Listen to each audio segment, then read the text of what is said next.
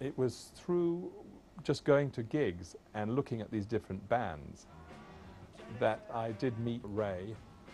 I asked him what band he thought was the best band, and he said immediately Joe Strummer and The Clash.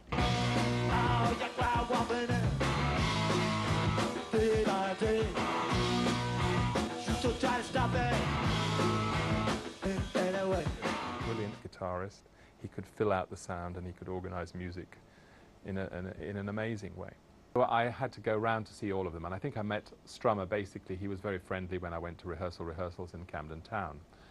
Then I didn't get a chance, and it wasn't the ideal thing to talk to all of them at once, so I went round to see Mick Jones in his house, and he sort of was very dismissive. He said, "Oh, no, you know," and he was quite unpleasant and surly in talking to me.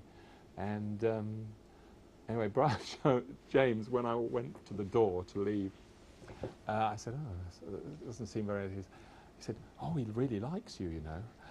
Paul Simonon I met also, I think mainly maybe with Johnny Green, the roadie, who was just starting work with them then. I met him at Camden, and he was always very pleasant.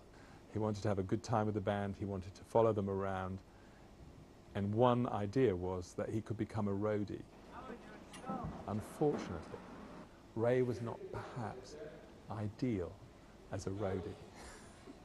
And another thing was that he was quite a heavy drinker of special brew beer, so that he was a bit, and special brew can make you a bit aggressive at times, and also you can fall asleep and generally be not particularly efficient.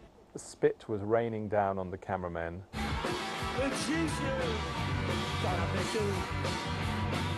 There were all these kids jumping up and down, pogoing. Oh, yeah! When we went to Rock Against Racism, the Clash were on the bill, and I did say to Ray, "Well, maybe you should do something extraordinary today for us." And so you can see the rest, what happened in the film. I didn't tell him what to do. He improvised it, like Marlon Brando. I was really surprised when we picked up Joe in the film van and took him down to the studio by the Tower Bridge. Then he had this song, which he played at the piano, which you can all hear, No Reason. Ain't got no reason to drag around. I'm the right kind of color in the white part of town. So there was an antagonism, and Joe had a bit of a sense of humour, which was a bit like Paul's, and Mick was at times very, very diva-ish, very impossible.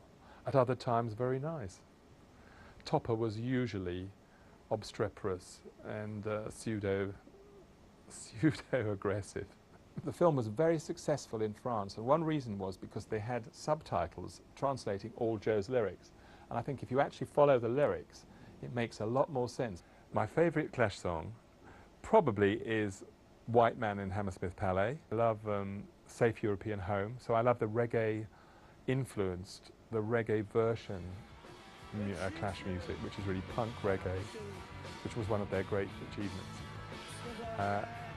And I must say, Police and Thieves is pretty good in that way. They call it plan séquence or something, which means a single shot, a moving, developing shot. Developing shot, I think we call it in cinema.